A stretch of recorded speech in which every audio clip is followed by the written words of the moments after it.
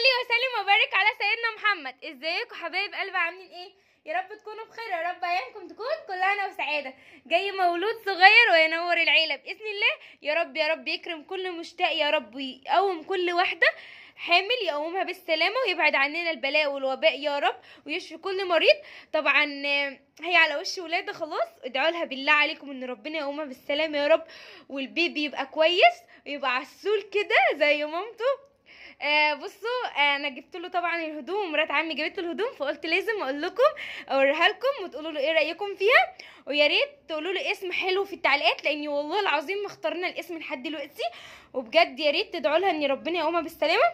وطبعا دي هدوم بنوته، هو ولد على فكره، هي دي هدوم بنوته بس دي هدوم بنت عمي برضو، جبنا لها هديه عشان احنا بنعزها قوي وبنحبها قوي، فانا لما جبت هدوم لابن عمي فلازم اجيب لها هي كمان، هي هنا. تمام، تعالي يلا نشوف هدوم البيبي. عايزه اقول لكم طبعا هدوم البيبي بتبقى ما شاء الله حاجات عسل وحاجات كيوت قوي قوي قوي. بصوا ده، بصوا طبعا ده ذوقي، بصوا جميل ازاي. على فكره هو 3 قطع، وطبعا على فكره انا الترنجات دي جايباها من المحل اللي انا بعمل فيه جولات على طول، وبنزل لكم الفيديوهات عنه. حاجته جميله جدا بصراحه، وخامتها جميله، واسعاره حلوه قوي قوي قوي. بصوا هدوم البيبي بقى حاجات حلوه قوي ازاي، ما شاء الله، الله اكبر. بصوا، ايه رايكم يا جماعه؟ بجد يا رب يقومها بالسلامه يا رب. طبعا احنا بنحضر تحضيرات البيبي بقى وحاجات الكادلس والبامبرز. وبصوا احنا يعني عشان يعني انا بنت الكبير، يعني انا اول حفيده، فانا بحب اجيب لكل حفيد بيجي لازم اجيب له هديه. لازم بقى ادلعه عشان يسمع كلامي انا ماشي. بصوا بقى الحاجات الكيوت دي، طبعا ده هديتي انا، ودي هديه ماما برضو 3 قطع على فكرة جميلة جدا. وطبعا احنا كلنا جبنا له هدوم شتوي، لان هو بيتولد في الشتاء، هي خلاص هتولد ما شاء الله يعني 20 يوم كده، وربنا يقومها بالسلامة يا رب. هو بصوا السوسته برضو بالشكل ده 3 قطع ولونه زيتي، طبعا بكم اهو وكت. عايزة اقول لكم حاجات تحفة. بصوا البنطلون طبعا حاجات صغيرة على فكرة، يعني هو ممكن يلبسها لحد سنة. طبعا انت لازم تجيبي الحاجه كبيره شويه، لان برضو هي مامته بتكون جايبه هدايات، ومامته بتكون جايبه هدوم وطبعا بتكون جايه لها هدوم، فانت برضو هاتي لها حاجه كبيره شويه. ده بصراحه دي هديه من مرات عمي، من يعني سلفتها لسلفتها، فاهمين انتوا بالظبط.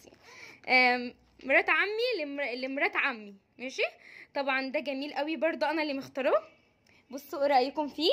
جميل قوي برضو، بس 3 قطع، بس ده كبير شويه، يعني ممكن ده يلبسه مثلا السنه الجايه، او ما شاء الله الله اكبر، ربنا يطول في عمره يا رب، ويلبسه السنه دي ويهلك ويقطع واحنا نجيب له، يا رب تقومها بالسلامه. بس طبعا زي ما قلت لكم انا جبت فستان ده لبنت عمي حسام.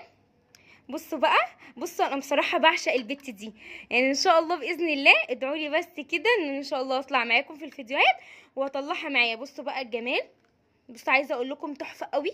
هو فستان طبعا، ثانيه اوريه لكم بالظبط. بصوا بقى، بصوا هو ده على فكره، هو ده مش هو سعره اصلا 435. طبعا هي كانت معايا وهي عارفه الاسعار عادي يعني، بس انا خدته ب 370 جنيه، بس طبعا بجد يستاهل. بصوا بقى، بصوا الجبونه بتاعته، هي طبعا يلبس لحد 1.5 سنة او 2 كده مثلا. بصوا تحفه بصراحه. بصوا، وطبعا عليه الجاكيت الكات ده فرو، طبعا جميل قوي قوي قوي قوي. طبعا بيبقى كبير شويه، وانتوا حاولوا بجد يا جماعه ان انتوا تجيبوا الحاجه برضو كبيره شويه، لان يعني حرام بجد ان هي تلبسها 1 سنة واحده بس. ماشي انتي كل سنه هاتلها، بس برضو يعني تبقى معاها غيارات كتيره وكده. بصوا طبعا ده شكله، عايزه اقول لكم جميل جدا، وبجد يستاهل سعره يعني. طبعا قولوا لي ايه رايكم في التعليقات، وشكله حلو ولا لا. تمام، ده بتاع هنا. معلش يا جماعه انا عندي برد شويه بس. بصوا ده بقى انا يعني برضو اختي ريتاج، عايزه اقول لكم انا اختي ريتاج دي بحسها بنتي، مش اختي، ربنا يخليها لي يا رب، واشوفها دكتوره كده ان شاء الله، ادعوا لي يا رب.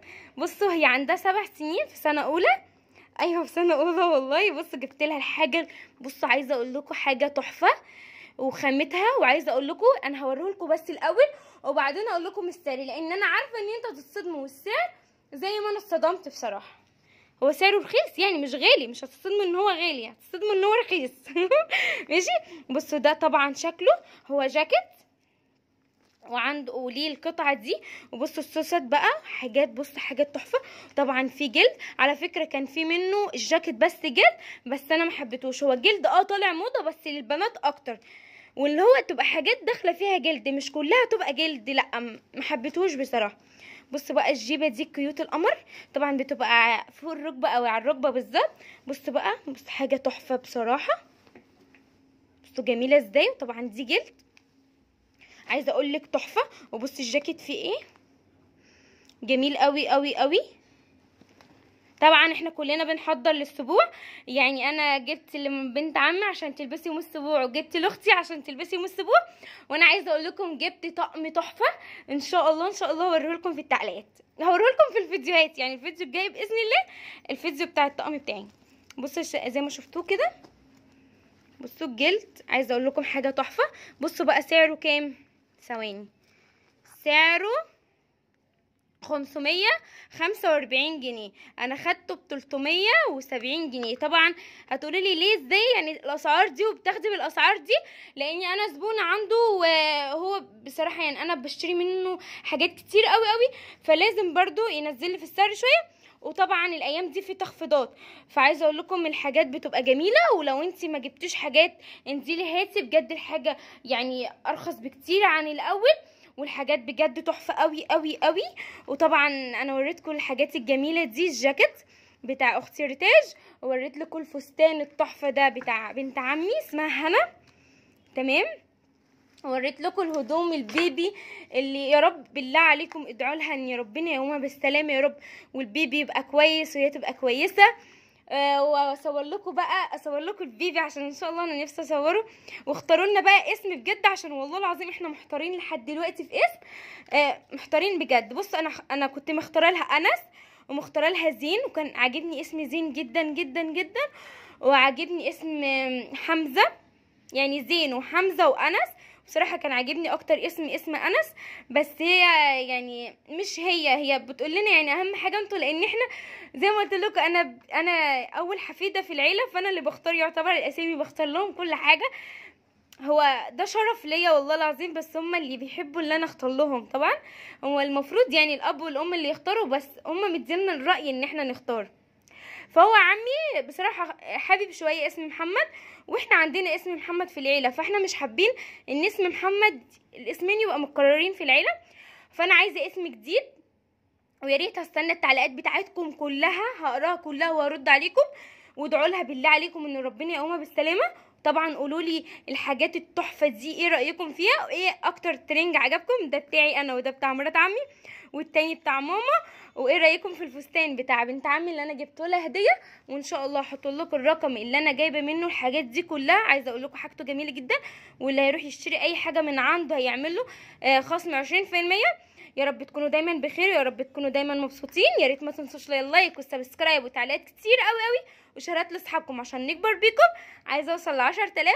وبجد شكرا للدعم ليكم، وشكرا للتعليقات الحلوه الايجابيه اللي بتفرحني، ببقى مبسوطه جدا وانا بقراها. هتوحشوني احلى اخوات في الدنيا، والسلام عليكم.